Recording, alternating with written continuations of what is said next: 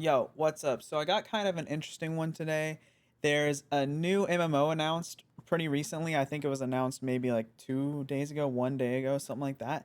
And it's called BitCraft. And we're going to be going over their website and their Discord and their about page and some of their team just to get an idea of what this game actually is. And I think so. Originally, when I saw BitCraft, I was like, oh no, another game asking people to pay money or whatever. But after looking around on the website, I don't know if BitCraft really has anything to do with crypto. They never mention crypto at all.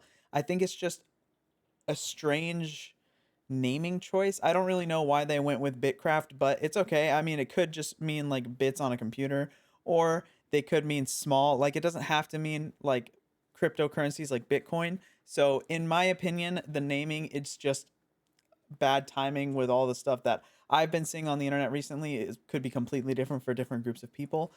But yeah, let's go over their website. Let's look at what this is because I think it looks really, really interesting. And I think a lot of people are going to be really excited for this. Okay, so we have this is their landing page, and then I also have their about page and then their team page up here. So let's go over their about page real quick. So it says build towns, forget the static worlds of traditional MMORPGs. You get to build your own towns in BitCraft. Build up your town from a small village into a global economic hub of trade.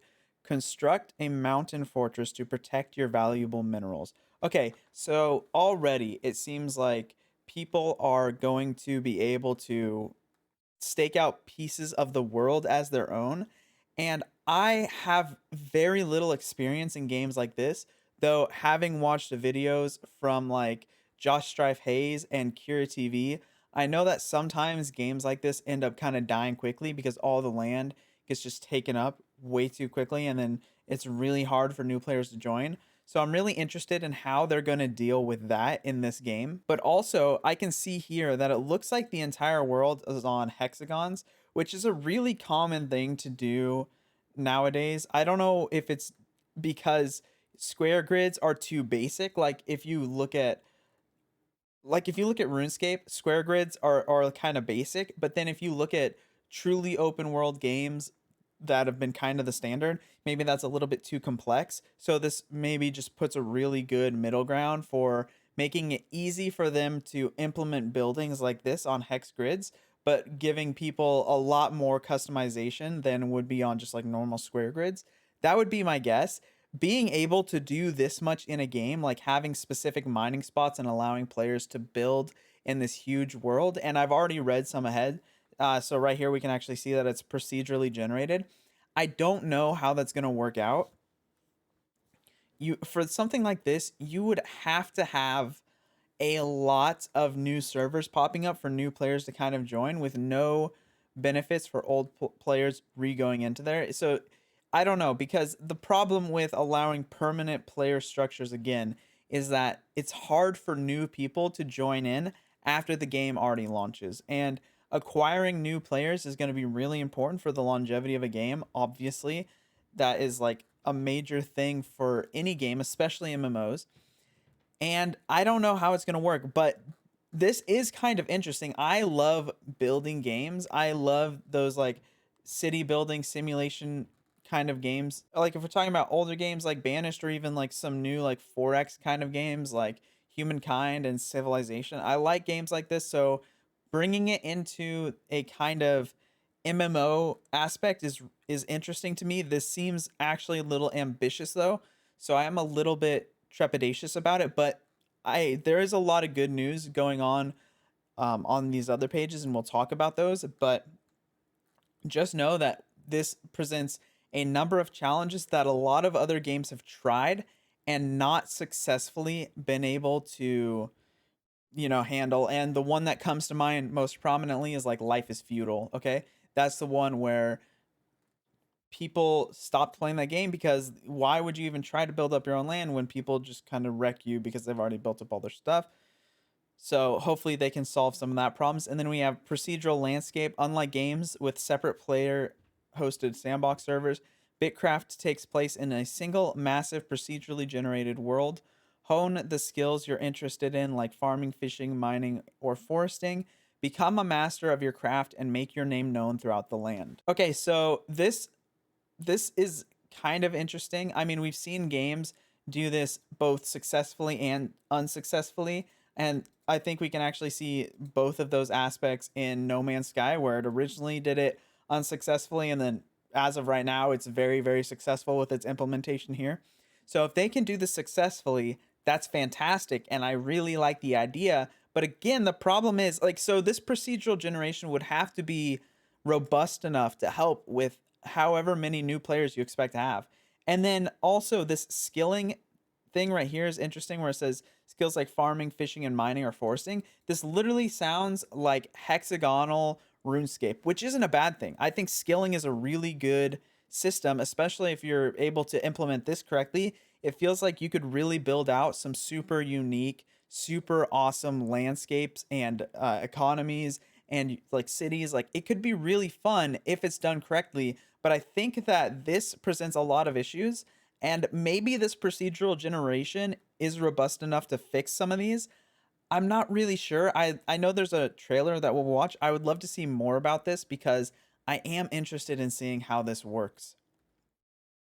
All right, the wilderness. Explore the wilderness outside of your town, find wildlife and mysterious travelers carrying out their business, hunt for rare materials to improve your settlement or sell them on the open market, find deposits of the mystical hexite crystal and ancient ruins full of lost technology.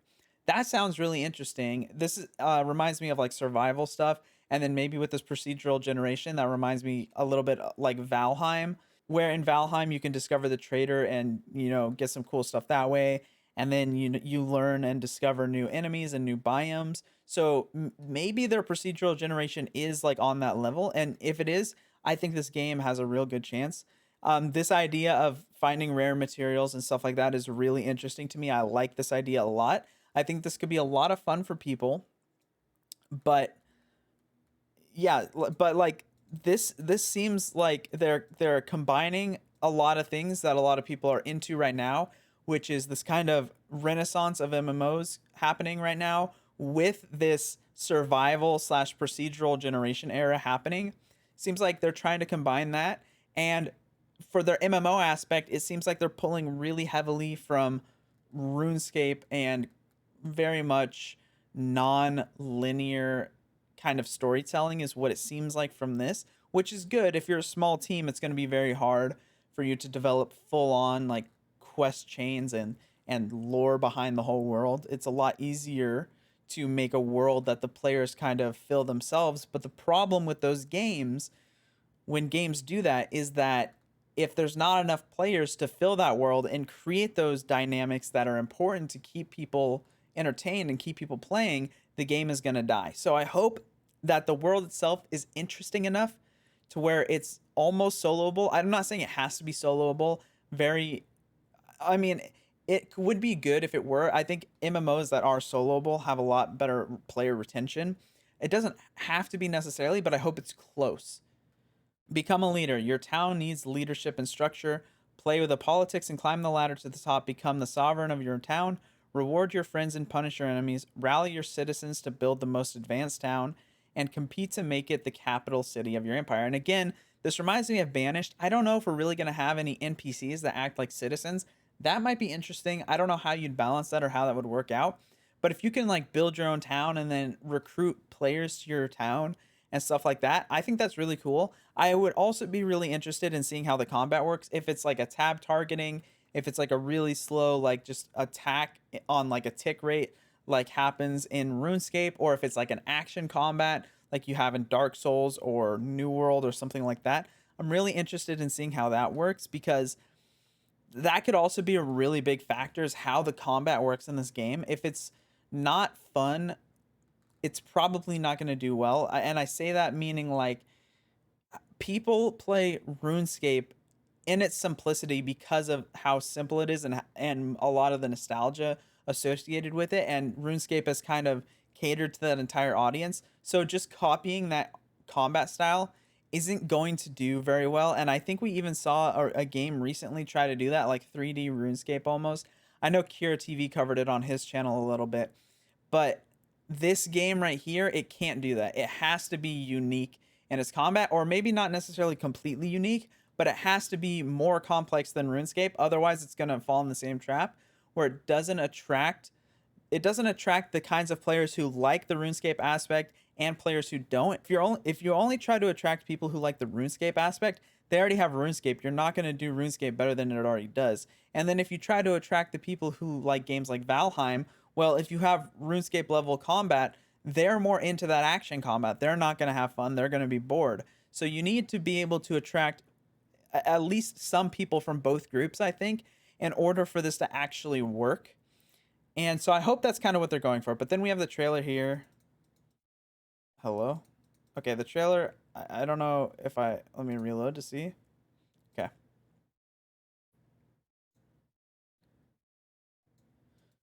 Okay, I don't know why the trailer is not working on here, but I actually have the trailer on their Discord, so we'll just watch it on there.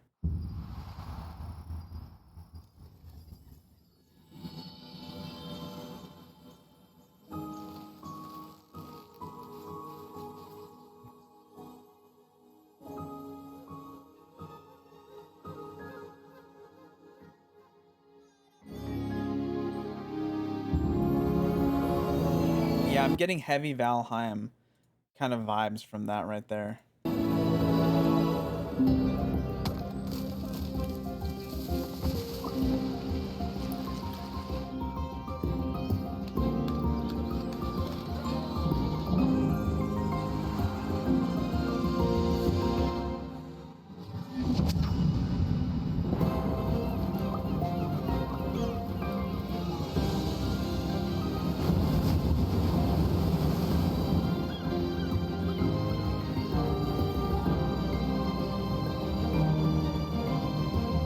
I also really enjoy this art style. I like when games go kind of a unique direct. I like when games kind of go like a unique direction. I mean, obviously it looks a bit cartoonish and it's almost got that Unreal Engine 5 kind of like look to it, I think. But I think it is interesting, and I think it's a lot easier or better, I guess, to do this than to try to go for a hyper realistic look, because like stylizing it's just going to resonate with people better, especially if you can't do that realistic look well.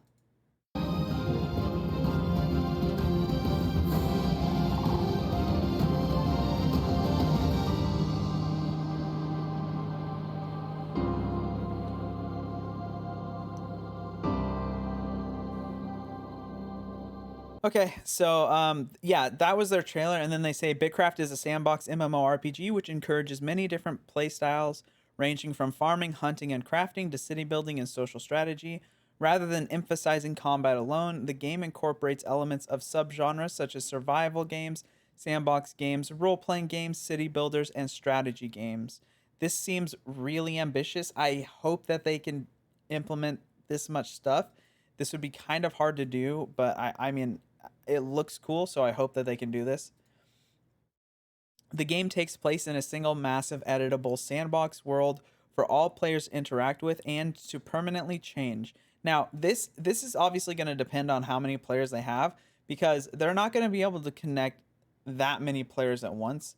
I don't know what the maximum number of players you could possibly have on a single server would be without having some severe latency problems. I mean, technically, I guess you could have like hundreds of thousands of people on at the same time, but maybe they've run into a point where they don't expect to have that massive of a number of players, where their procedural generation only connects people within a proximity, or where you have, different people on at different times. Maybe they've accounted for this, but that seems like it would be kind of hard to do depending on the number of players they have. Hopefully they can do that though. Players awaken as a mystical being in the middle of a wilderness and will need to build shelter to survive. BitCraft has a skill system which lets players master their skills as they practice them. All characters begin as a blank slate, and players build up experience in aspects of the game they like to spend time with. So again, this reminds me of Valheim, but it also is good, I think, when MMOs do this, where they don't kind of shoehorn you into a single role. And like, in a lot of games, if you pick a class, you have to play that class. But with games like this, and RuneScape does this well, and obviously Valheim does this, where you just level up the skills that you use or you want to use. And if like halfway through the game you're like, I think I actually would rather use a sword than a bow, you just switch over to sword and start leveling that up. like I think that's a really healthy way of doing games because it makes it feel like people are progressing the same character and that character is them. BitCraft goes beyond exploring, crafting, trading, farming, and skilling, though. Players can choose to work together to tame the wilderness and create impressive towns and cities anywhere in the world. Now, this is what's going to be unique about this, and how they implement this is really probably what's going to make or break their game. If they can implement this well, I think this game will have a drawing from a whole bunch of different genres, regardless of how well these other things are necessarily implemented. They could be, implemented okay, and if this is implemented well, then this will carry the game, I think. So hopefully they focus their time on that. They can even unite cities to build empires across continents and oceans. I don't know how this would work. I mean, you'd have to have some high level of communication and efficiency, but it sounds really cool. At these levels, BitCraft becomes a deeply social and strategic game. Now, this is obviously, I think, important for MMOs, and it's joked about how MMOs are no longer a social game. I I don't agree. I don't think they're as asocial as people kind of say they are. But I do think kind of funneling people towards social activities and then giving them the opportunity to become social if they want to during those activities is really good. And I think that that's a great way to run an MMO. I think if I wanted to play like a game like solo, I could do that. But there are people who like to play MMOs by themselves, but just like the feeling of different people around them and the option to go social if they want to. So I think being able to choose between the two, but also kind of being incentivized in a little nudges, not too harshly, to go social, to go social is really important. So let's look at their about page. BitCraft is a massively multiplayer community sandbox with a game where players work together to build new civilization in a single editable wilderness with an ancient past.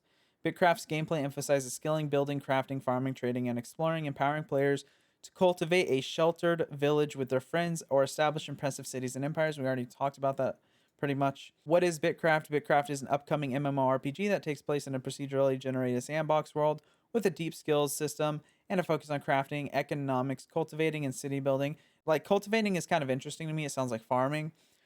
What can I do in the game? BitCraft is a sandbox game, not only in the sense of an open world, but also in its free-form character progression. Players are not forced to choose fixed professions or skill sets, and instead progress their character by practicing whatever skill they like. In addition to practicing crafting, building, farming, and many other skills, players can also become active in their society and contribute in the growth of infrastructure, cities, and empires. Of course, they're trying to pull as many people as they can, which I think is good. When will BitCraft be released? A release date has not yet been announced. Follow on Discord for media news and updates. How can I become a pre-alpha tester? You can sign up here. So they have a sign up on their website. If you go to the base website, there's a place to sign up. How can I get updates on the pre-alpha? Again, join their Discord. Is there a story in BitCraft? In BitCraft, you'll awaken as a mystical being in the midst of an untamed wilderness. While you'll at first struggle to survive, you can eventually work together with other players to build an entirely new civilization up out of the wild. As you construct buildings and explore new areas, the world of BitCraft will reveal deep and ancient past.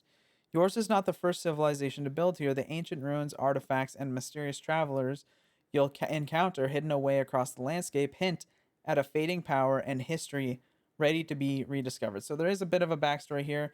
I don't know how deep they'll go with that. It is kind of interesting. I hope they go kind of deep because I don't think that a game can be entirely carried off of its players unless you have a lot of them and they really love the game. Who is developing BitCraft? Clockwork Labs, an independent video game developer founded by industry professionals with expertise in distributed systems. The team represents a healthy mix of games industry veterans and fresh talent. We're also hiring. Okay, so we'll go over them. We'll go over this website in a second up here. Can I join the dev team? And then they're hiring. So that's their about section. I also found it interesting that we also have things like people that have invested in the game. Now, of course, just because high profile people have invested in the game doesn't mean it's going to be a success, and it doesn't mean that you should hold your hopes up for the game.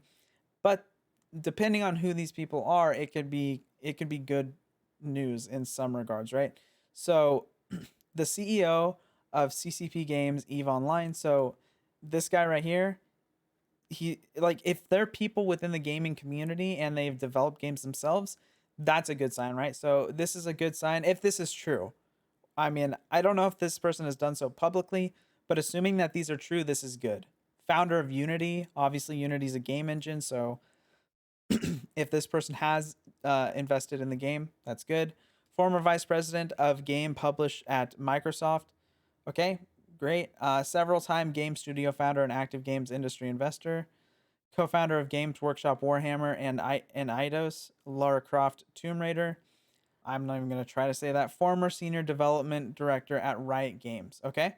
So these people are all industry professionals, and I'm sure that they have more investors and stuff. And it says that they're advisors as well, which is smart. You want advisors from the industry. But again, these are just people who invested. Investments can go wrong. People sometimes get it wrong. Even rich people, even millionaires. So this is just like a little bit of mind easing. I wouldn't like if they start asking for money, I wouldn't give them money, okay? Unless you like what you see so far, just keep that in mind. Although they haven't asked for money yet, so that's also a good sign. Then we have First Minute Capital, an early stage venture fund backed by 30 unicorn founders. Okay. Skycatcher, global investment firm focused on game and internet companies. Supercell, I assume everyone knows who Supercell is, but they made Clash of Clans. One Up Ventures, backers of Lightforge, Frost Giant, Playable Worlds, and more. These are other kind of games and stuff like that.